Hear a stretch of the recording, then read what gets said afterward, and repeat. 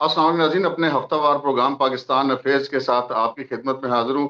नाज़रीन, बहुत अरसे से मेरी कोशिश थी कि मैं अपने सुप्रीम कोर्ट को कवर करने वाले पसंदीदा रिपोर्टर इमरान वसीम को अपने साथ इस प्रोग्राम में ले सकूं, और आज वो मेरी ख्वाहिश पूरी हो गई है। और इमरान वसीम साहब ने आज बड़ी मोहब्बत का मुजाहरा किया कि हमारे इस प्रोग्राम में वो शरीक हैं। और हम ये तवक्को करते हैं कि वो आइंदा भी कभी कभार हमें जो है वो ये शर्फ बख्शते रहा करेंगे। वेलकम इमरान वसीम, आपको बहुत शुक्रिया, आपने न्यूज स्टूडियो को ज्वाइन किया आज के प्रोग्राम में। बहुत बहुत शुक्रिया आतिफ भाई। आपने फोन किया और मैं इनकार कैसे कर सकता था। वैसे तो आज संडे का दिन है और आपको पता है संडे का दिन फैमिली का दिन होता है। मैंने कहा आतिफ भाई ने ऐसा ही है, फोन किया तो इनकार कैसे करें। और दूसरा ये है कि इसीलिए आपके हमने ये साथ कोशिश की कि आपको घर से ही ले लें। और दूसरा आपके साथ बड़ा पुराना रिश्ता है। मेरी जो शुरू के दिनों की यादें हैं, जब मैं यहाँ पे मतलब इस्लामाबाद में आया था, तो आप उन मतलब मोहसिन अशखास में से हैं जो जिन्होंने मेरा हाथ पकड़ा, जिन्होंने मेरी उंगली पकड़ के मुझे चलाना सिखाया। तो आप उनमें से एक हैं। तो और आपको इमरान, इनकार भी आज नहीं किया जा सकता। आप बाकी जितनी भी, जहाँ पे भी, जिस भी मकाम पर हो इस प्रोफेशन के अंदर, वो अपनी मेहनत के बलबूते पर हो। मुझे पता है कि आप अपने बुजुर्गों के एक ड्रीम को पूरा करना चाहते थे उस वक्त जब आप समा में हम इकट्ठे थे, जब एक ही दार हमारी कभी गपशप हुआ करती थी। तो नाज़रीन, अपने मुद्दे की तरफ आते हैं। इमरान वसीम, आजकल पाकिस्तान के अंदर इस वक्त दो चीजें जो नहीं वो बहुत ज्यादा हॉट टॉपिक्स हैं। एक टॉपिक है इलेक्शन और एक टॉपिक है नवाज शरीफ साहब की आमद। अच्छा, ये बताइए कि आपके ख्याल के मुताबिक नवाज शरीफ साहब जो आ रहे हैं, उसके दो पहलू हैं। एक तो एक कंफ्यूजन फैलाई जाती है, वैसे मैं अपनी जगह पे कॉन्फिडेंट हूँ कि वो आ रहे हैं। एक तो कंफ्यूजन फैलाई जाती है कि जी पता नहीं वो नहीं आ रहे। दूसरी जो है वो बहुत ज्यादा इस चीज पे एक प्रोपेगेंडा किया जाता है कि जी वो शायद मुस्लिम लीग नून को उनका इतना इस्तकबाल नहीं कर पाएगी, शायद उनके साथ एस्टेब्लिशमेंट के मामलात तो उतने ठीक नहीं हैं जितने होने चाहिए। तो इस हवाले से आपके पास क्या, आप नाज़रीन को क्या खबर देंगे इस हवाले से? देखें राजा साहब, आप जरी सी बात के जितने मुंह होंगे उतनी बातें होंगी। जहां तक नवाज शरीफ की वापसी की बात है, तो ये दावे तो पहले भी किए गए। मतलब आप देख लें कि 2000 नवंबर 19 में ये गए थे नवाज शरीफ यहाँ से इलाज कराने के लिए, और अब तकरीबन कोई 4 साल के बाद उनकी वापसी हो रही है। इन 4 सालों में कितनी मर्तबा नवाज शरीफ की वापसी के दावे किए गए, कितनी मर्तबा नून लीग के कौन पत्नी, आप नाम भी लेने बैठेंगे तो मेरे ख्याल में दर्जन आप लेकिन नून लीग ये के पहला रहनुमाओं के मौका है कि नाम ले नवाज शरीफ लेंगे। साहब ने खुद ऐलान किया, इससे पहले नवाज शरीफ साहब ने खुद कभी अनाउंसमेंट नहीं किया नहीं। बिल, बिल्कुल ऐसा मैं उसी तरफ आ रहा था कि पहले भी मतलब दावे किए गए, लेकिन अब की मर्तबा जो एक डिफरेंट नजर आता है कि शहबाज शरीफ ने भी उनकी वापसी का ऐलान किया है, वापसी की तारीख दी है, मरियम नवाज ने भी दी, और खुद नवाज शरीफ ने पाकिस्तान वापसी का ऐलान किया है। इससे पहले कोई ऐसा हमने मतलब इंसिडेंट नहीं देखा, कोई ऐसा हमने स्टेटमेंट नहीं देखा जो डायरेक्टली शरीफ खानदान के घर से आया हो। तो घर से भी आए हैं, और नवाज शरीफ साहब ने खुद भी ऐलान कर दिया, गलबन कल 9 अक्टूबर है, कल नवाज शरीफ जो है वो सऊदी अरब रवाना हो जाएंगे। सऊदी अरब से फिर आएंगे अमारात, और अमारात से कहते हैं कि शायद कतर का भी दौरा करेंगे। तो वापसी तो उनकी नजर आ रही है। और आप देखें कि ये जो लाखों करोड़ों रुपए के बैनर छपा दिए हैं और पंपलेट छपा दिए हैं, तो कुछ पॉजिटिव है तो ये साल सब कुछ छपवाया गया ना कि 21 अक्टूबर को नवाज शरीफ की वापसी, तो सब कुछ नजर आ रहा है। बाकी जहां तक बात यह है कि एस्टेब्लिशमेंट के साथ ताल्लुकात, तो शहबाज शरीफ साहब ने 16 महीने तो उनके साथ काम किया है, और कभी मैं नहीं समझता कि कोई इतनी कोई अनबन एस्टेब्लिशमेंट के साथ रही हो नवाज शरीफ खानदान की। तो वो खुद भी एतराफ करते हैं कि एस्टेब्लिशमेंट की आंख का तारा हूं, लेकिन साथ में दूसरी सांस में ये भी कहते हैं कि तारा होने के बावजूद भी मुझे जेलों में जाना पड़ा। लेकिन अब गालिबन वो हालात नहीं रहे कि जेलों में जाना पड़े। अगर नवाज शरीफ वापस आते हैं तो एक चीज जो तय है कि वो जो एवनफील्ड केस में उनकी गिरफ्तारी हुई थी, उस केस में मेन जो इल्जाम था बेशक वो नवाज शरीफ पे था, लेकिन उससे ज्यादा इल्जाम मरियम नवाज पे था। क्योंकि मरियम हम्म। नवाज पे इल्जाम लगता था, उन्हें उस रेफरेंस में इसलिए शामिल किया गया था कि वो बेनिफिशियल ऑनर हैं और नवाज शरीफ की बेनामीदार हैं। तो वो ना बेनामीदार साबित हुई, ना बेनिफिशियल ऑनर साबित हुई। तो नैब का तो केस ही साबित नहीं हुआ। मरियम या नवाज उससे बरी हो गई, कैप्टन सफदर उससे बरी हो गए। तो नवाज शरीफ का तो केस बड़ा छोटा सा रह गया। और ये जो या अजीजिया वाला केस है, ये भी बस उसी तरह का केस है जिस तरह का एवलपिंड का केस बनाया गया था। तो वापसी उनकी 21 अक्टूबर को है और राणा सनाउल्लाह साहब ने अनाउंसमेंट कर रखी है। बल्कि 2 चीजें उन्होंने बयान की। एक तो उन्होंने कहा कि नवाज शरीफ वापस आएंगे तो बड़ी आसानी के साथ उनको जमानत मिल जाएगी, और उसकी वजह यही एवनफील्ड का फैसला है। अगर इस केस में शरीक मुल्जमान बरी हो गए हैं, सबसे ज्यादा जिसको फोकस किया गया मरियम नवाज अगर बरी हो गए हैं, तो फिर नवाज शरीफ को भी जमानत मिल जाएगी। बाकी अल अजीजिया का है, अल अजीजिया में बेजारी सी बात है कि सबको पता है कि 2017 से लेके 2021 तक क्या पॉलिटिकल इंजीनियरिंग की गई, तो वो भी किसी से ढकी छुपी नहीं। लेकिन साथ में राणा सनाउल्लाह ने ये भी कहा है कि अगर अदालत ने जमानत ना दी, पहले जेल जाना पड़ा और जेल जाने के बाद भी अगर हमें जमानत मिलती है, तो तब भी इसके लिए भी हम तैयार हैं। तो ये बात आपकी बिल्कुल ठीक है, जैसे आप बिल्कुल जो है वो यकीन कर रहे हैं कि अब की मर्तबा नवाज शरीफ आएंगे, तो अब नवाज शरीफ को आना पड़ेगा। इस वक्त जो 16 माह की इन्होंने एक इत्तेहादी हुकूमत गुजारी है, कौमी असम्बली तहलील की है, कोई इसके कोई अच्छे नताइज नहीं मिले इनको सियासी तौर पे। वो बात बिल्कुल ठीक है कि मुल्क के माशी जो हालात थे जब इनको हुकूमत मिली थी, वो भी कोई इतने साजगार नहीं थे। मुश्किल फैसले इनको करना पड़े। वो इनको विरासत में इतने बहरान मिले थे कि मुश्किल फैसले उनको करना दे। अगर ना करते, तो आज जो हम कुछ थोड़ा बहुत इस मुल्क में देख रहे हैं, ग़ालिबन ये इससे ज़्यादा हम क्राइसिस का सामना कर रहे होते।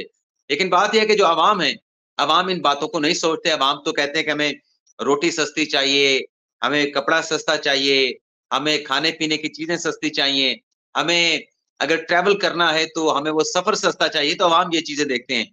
तो ये सारी चीज़ें अवाम के ज़हनों में हैं कि परफ़ॉर्मेंस क्या देके गए हैं। लेकिन एक इनके पास एलिमेंट है, आप उसको ट्रम्प कार्ड कह लें या हुक्म का यक्का कह लें, वो नवाज शरीफ हैं। नवाज शरीफ आके अपने वोटर को जो थोड़ा-सा फ्रस्ट्रेट दिखाई देता है, उसको अपनी तरफ जो है वो एक इंटैक्ट कर सकते हैं। रिवाइव भी कर सकते हैं अपनी जमात का जो एक पुराना वोटर है, आज जो मायूस आज होकर जो बैठा है, उसको मरियम रिवाइव नवाज कर का सकते अभी थोड़ी देर पहले जलसा खत्म हुआ है लाहौर वाला, वो मैं देख रहा था। वो बड़ा जबरदस्त जलसा था। ऐसा लगता था कि शायद ये कुछ तैयारी का जलसा नहीं है, बल्कि असली जलसा है वही है। वही वहां पर लोग थे लाहौर में आज। वैसे राजा साहब, ये आप तो हमसे सीनियर हैं। ये जो जलसे के मनाज़िर हम देखते हैं ना टीवी पर, या हमें जो सोशल मीडिया के ऊपर तस्वीरें दिखती हैं, ये मजमा इतना बड़ा नहीं होता। इसका मैंने ज़ाती तौर पे एक्सपीरियंस करके देखा, क्योंकि मैंने एक जलसे में शिरकत की और मैं मरियम नवाज के कंटेनर के कोई 50-60 फुट के फासले पे खड़ा था। और वहां पे मुश्किल से ये 2020-21 की बात है, जब पीडीएम इमरान खान के खिलाफ तहरीक चला रही थी कि जमहूरियत बहाल करनी है, इलेक्शन की तारीख लेनी है। तो वो 2,500-3 हजार से ज्यादा बंदे वहां पे नहीं थे। लेकिन जब वो टीवी पे दिखाया जा रहा था, तो वो बड़ा मजमा नजर आता है। लेकिन देखना हाँ, ये होगा कि उसमें जो इन्होंने टारगेट उसमें दिया है। उसमें इमरान ये फैक्टर होता है कि आजकल के दौर में ये जो आ गए ना ड्रोन कैमरे, और जी जी। अगर ड्रोन कैमरे बहुत ऊपर से हों तो फिर नहीं सही पता चलता। अगर वो नीची प्रवास करके जब किसी जलसे को कवर करते हैं तो उससे थोड़ी सी आसानी हो जाती है अंदाजा करने में। और दूसरी बात यह और कि ये जब एक इस्तकबालिया जब प्रोग्राम डे था। लाइट खत्म होती है, जब डे लाइट खत्म होती है और दिन मतलब चला जाता है और रात का अंधेरा छा जाता है, तब तो वैसे भी थोड़े से बंदे हो, बड़ा भरा हुआ मजमा नजर आता है। लेकिन देखना ऐसे ही यह है। है कि 10 लाख का वादा किया है नून लीग ने कि 10 लाख लोग लेके आएंगे। लेकिन अच्छा, यहाँ पे राजा साहब, आप एक सवाल का जवाब दें। ये जी, 10 लाख क्यों इकट्ठा करना चाहते हैं? मजमा तो 50,000 लाख का भी बड़ा हो जाएगा। ये क्यों 10-10 लाख आपको लोग लाने का दावा आपको करते हैं? एक बड़ी जबरदस्त साइंस बताते हैं हम। जलसे की, जलसे में अगर 35,000 से ज्यादा लोग हो ना किसी भी जलसे में, ये एक फिगर मैं आपको दे रहा हूँ 35,000 का, ना मैं 40 कह रहा हूँ ना मैं 30 कह रहा हूँ। 35,000 से ज्यादा लोग होना किसी जलसे में, तो आप उसके ऊपर कुछ भी कह सकते हैं कि जी लाखों लोग हैं। वो इतने ज्यादा नजर आते हैं कि आप उससे मतलब अंदाजा कर सकते हैं कि क्या मामला है। अच्छा, एक चीज जो और भी इस दफा जो पैंतीस नजर हजार आ के रहा है। साथ 5-7 हजार तो वो जो एहलकार वहां पे ड्यूटी दे रहे होते हैं, वो भी शामिल हो जाते हैं। हाँ, वो तो हो ही जाते हैं। इसमें एक बड़ी इंपॉर्टेंट बात यह है कि इस दफा इन्होंने पहली दफा मुस्लिम लीग नून ने एक लोगों की हाजिरी को यकीनी बनाने के लिए टेक्नोलॉजी के इस्तेमाल का फैसला किया। एप्स बनाई हैं और हर यूसी के लेवल पे, हर तहसील के लेवल पे, हर जिले के लेवल पे, डिवीजन के लेवल पे जितने लोग होंगे उनकी हाजिरी उस ऐप के जरिए लगेगी। वहां पर लोकेशन उनकी शो हो रही होगी कि वो जलसा गाह में है या नहीं है। तो मुझे लगता है मुस्लिम लीग नून ने सिर्फ बड़ा ग्रास रूट लेवल पे जाके फूल प्रूफ उन्होंने अपनी तरफ से एक प्रोग्राम बनाया। देखें उसका क्या बनता है। एक्सपेक्टेशंस तो यही है। मैं वैसे एक बात कर दूं, ये अल्लाह ताला जानता है कि आगे क्या होगा।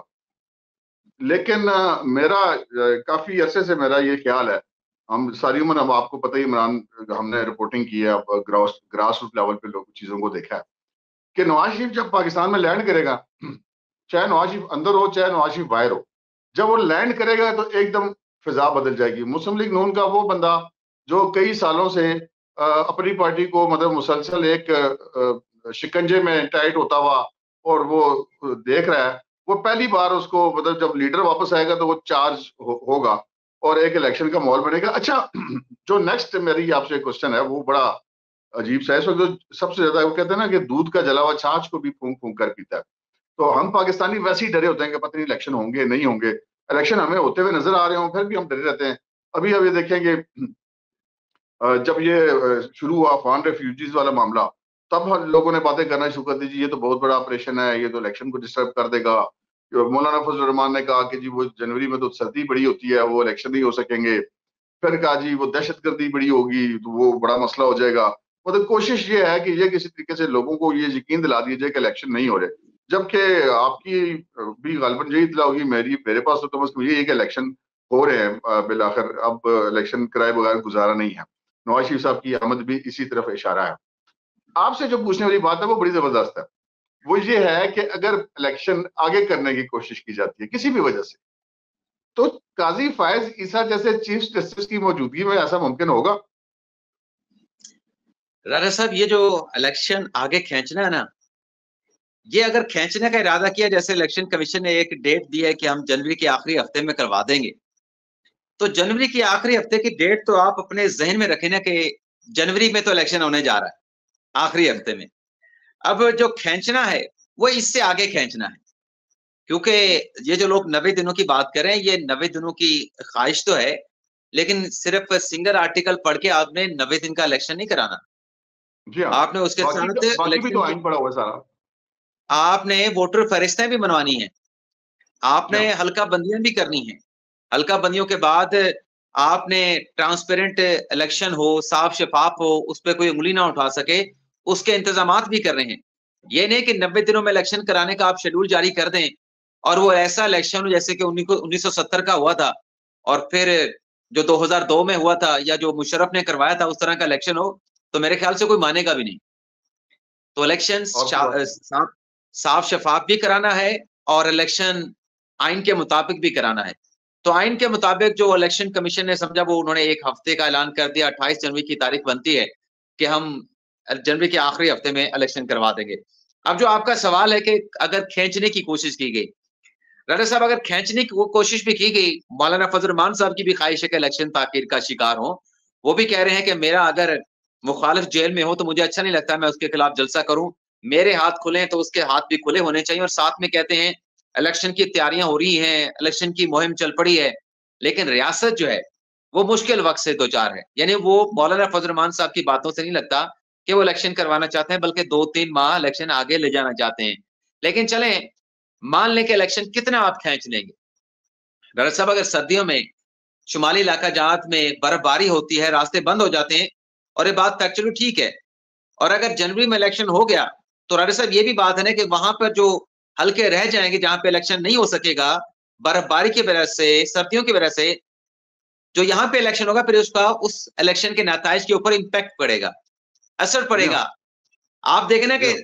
कश्मीर, आजाद कश्मीर के जो इंतखाबात होते हैं या जीपी का जो इलेक्शन होता है, वहां पे क्या होता है, वो किसी सियासी जमात को यहाँ पाकिस्तान में वोट नहीं देते, वो इस्लामाबाद को वोट देते हैं। इस्लामाबाद में ऐसे ही है जिसकी हुकूमत, उसको वोट डालते हैं। इमरान। 90s में ना जब इलेक्शन होते थे तो उस वक्त एक वक्त ऐसा भी था कि सूबाई असेंबली के इंतखाबात 3 दिन के बाद होते थे, जी, लेकिन जो कौमी असेंबली के इंतखाबात के नतायज सूबाई असेंबली पर असरअंदाज होते थे, जिसके बाद ये फैसला असरअंदाज किया गया होते हैं, कि नहीं, एक ही दिन करवाए जाए सारे। एक ही दिन होना चाहिए। अब जो खींचने की बात की गई कि अगर इससे आगे खींचे जाते हैं तो कितना खींच लेंगे, राजा साहब 2-2.5 महीने से ज्यादा नहीं खींच पाएंगे, क्योंकि आगे आपने सेनेट का इलेक्शन भी करवाना है, और सदर अलवी साहब भी बैठे हैं सदर की सीट पे, जो सदर कम और पीटीआई के कारकुन ज्यादा हैं, वो जो अपनी मयाद तो पूरी। असल जो बात है, आप उससे मुझे लगता है कि पहलू बचा रहे हैं कि काजी फाइजा की मौजूदगी में आगे नहीं नहीं, मैं करना पहलू नहीं खींचना तो बचा रहा, मुमकिन होगा। नहीं मैं पहलू नहीं बचा रहा, पहलू नहीं बचा रहा, मैं आपको बता रहा हूँ कि कितना आप खींच लेंगे काजी फैसल साहब के सामने। देखें, अगर जनवरी के आखिरी हफ्ते से डिले हुआ, तो आप ज़ाहिर सी बात है कि सुप्रीम कोर्ट में केस लगेगा, मुख्तलिफ सियासी जमातें जो चाह रही हैं कि जनवरी में इलेक्शन हो जाए, वो पिटीशन लेके आएंगी। जब वो पिटीशन लेके आएंगी, तो इस सारी जो अदालती कार्रवाई होगी, कानूनी चाराजोई होगी, उसमें वक्त तो जाया होगा ना। महीना, 1.5 महीना जो भी जाया होगा वहां पे, उससे ज्यादा आगे नहीं जाएगा।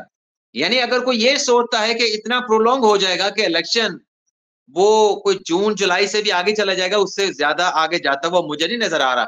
और ये मजबूरी होगी, इलेक्शन करवाना मजबूरी होगी। आप ज्यादा इसको ताखीर का शिकार या लिंगर ऑन नहीं कर सकेंगे।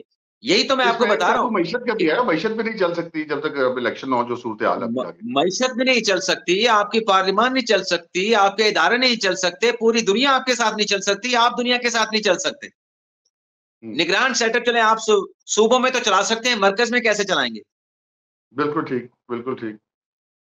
मरकज के फैसले आपने अब इलेक्शन तो आगे नहीं खींचते, मियां साहब भी आ रहे हैं। चलते चलते आपसे एक आखिरी सवाल करते हैं। नहीं, चलते चलते नहीं, खैर के करें, तसल्ली से करें, चलते चलते ना करें। मैंने कहा इमरान खान साहब जेल में हैं, कुछ फैसले आ गए, कुछ आने वाले हैं। लगता है कि साइफर का भी शायद कोई महीना 1.5 में एक्सपेक्टेड है, या 2 महीने में आ जाएगा। फिर फौजी अदालतों वाले भी ट्रायल आगे शुरू होने वाले हैं। बज़ाहिर ऐसा लग रहा है कि इमरान खान साहब अगले इलेक्शन में हमें दिखाई नहीं देंगे। तो आपके ख्याल के मुताबिक इमरान खान और उनकी पार्टी इलेक्शन में होंगे, अगले इलेक्शन में, या नहीं होंगे? उनका चैप्टर क्लोज हो गया? देखिए, इमरान खान की जमात को तो बाहर नहीं आप कर सकते। इंतखाबात की दौड़ से आप तहरीक इंसाफ को कैसे बाहर करेंगे? ता वक्त ये कि तहरीक इंसाफ के ऊपर कोई पाबंदी लग जाए। अभी कोई ऐसा कोई रेफरेंस तो नजर नहीं आ रहा कि तहरीक इंसाफ पे पाबंदी के लिए कोई तहकीकात चल रही हो और फिर उसके ऊपर वफाकी हुकूमत एक अपनी रूलिंग दे और फिर वो सुप्रीम कोर्ट में मामला भेजा जाए। ऐसी चीज तो नजर नहीं आ रही। 2 चीजें हैं राजा साहब जो मुझसे बेहतर आप जानते हैं, उसको आप डिस्क्राइब भी बेहतर कर सकते हैं। एक तो ये जितने भी केसेस इमरान खान के खिलाफ हैं, इसका जिम्मेदार कोई भी नहीं। इसका जिम्मेदार इमरान खान खुद है। उसने खुद अपने पाँव पे कुल्हाड़ियां मारी हैं और गालिबन कोई बला का उनको एतमाद था कि मैं जो कुछ करता जाऊंगा, मेरे खिलाफ केस भी नहीं बनेगा, मुझे कोई गिरफ्तार नहीं करेगा, मेरे खिलाफ ट्रायल नहीं होगा, मेरा कोई बाल भी बाका नहीं कर सकता। ये गालिबन जो चेयरमैन तहरीक इंसाफ की एक गलत फहमी थी, उसका नतीजा है। साइफर को किसने इस्तेमाल किया सियासी मकासद के लिए? किसी ने इस्तेमाल नहीं किया। तोशा खाने के तहफ़ किसने छुपाए? इमरान खान साहब ने खुद छुपाए। जुडिशियल कॉम्प्लेक्स पे किसने हमला किया? चेयरमैन तहरीक इंसाफ इमरान खान साहब के जो उन्होंने ज़हन साजी की अपने कारकुनान की, उसके नतीजे में हमला हुआ। उसके बाद 9 मई का वाकया आप देख लें। इन्होंने तो गिरफ्तार होने के बाद जब इनको पता चला, सुप्रीम कोर्ट में आए, उस वाकये की मजम्मत तक नहीं की थी। सुप्रीम कोर्ट के जज साहबान ने बार बार कहा मजम्मत कर दें, मजम्मत नहीं की। फयाज हसन चौहान गवाह है, उनका प्रेस कॉन्फ्रेंस पड़ा है जिसमें वो ये कहते हैं कि हमें जब 14 मई को हमारी मीटिंग हुई जूम पे, इमरान खान ने वाज़ेह तौर पे कहा कि इस वाकये की हमने मजम्मत नहीं करनी और आपने डट के खड़े होना है, आपने कोई हेजिटेशन नहीं शो करनी। तो ये तो खान साहब का सारा अपना किया जा रहा है, जो इनके इतने ज्यादा केसेस बने हैं। हाँ, कुछ केसेस पॉलिटिकल नोयत के भी हैं, कुछ केसेस हैं, लेकिन वो तो ऐसे केसेस नहीं है जिसमें चेयरमैन तहरीक इंसाफ को आप कन्विक्ट करेंगे। कन्विक्शन वाला केस तोशा खाना का है, कन्विक्शन वाला केस 9 मई का है, कन्विक्शन वाला केस जो फॉरेन फंडिंग का वो है, और एक आध और केस है। ये तो इनके अपने सब कुछ किए हुए हैं अपने हाथों से। मतलब इलेक्शन कमीशन में जो आपने नॉमिनेशन पेपर जमा करवाए, अपने रिटर्न जमा कराए, अपने दस्तखत के साथ जमा करवाए थे। आपके किसी सियासी मुखालिफ ने दस्तखत करके तो नहीं जमा करवाए थे। और दूसरी जो बात है, एक तो ये हो गया कि अगर इमरान खान साहब ना हुए इलेक्शन में, तो वो वजह खुद होंगे, डिस्क्वालिफिकेशन की वजह खुद बने।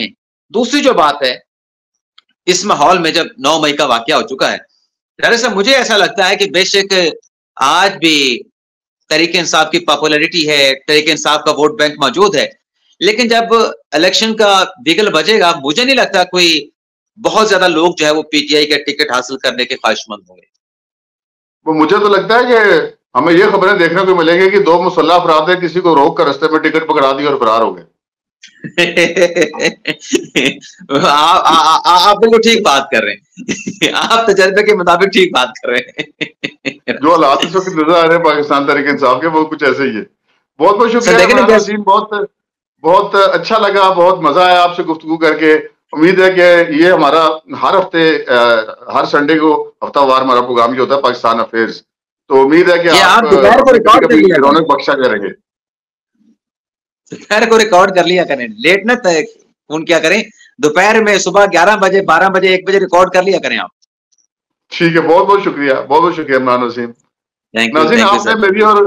मेरी और इमरान वसीम की गुफ्तगू सुनी, और आपने ये सुन लिया कि जो इमरान खान साहब आज काट रहे हैं वो उनका अपना बोया हुआ है, उसमें कसूर जो है वो उनका अपना है, किसी और का कसूर नहीं है।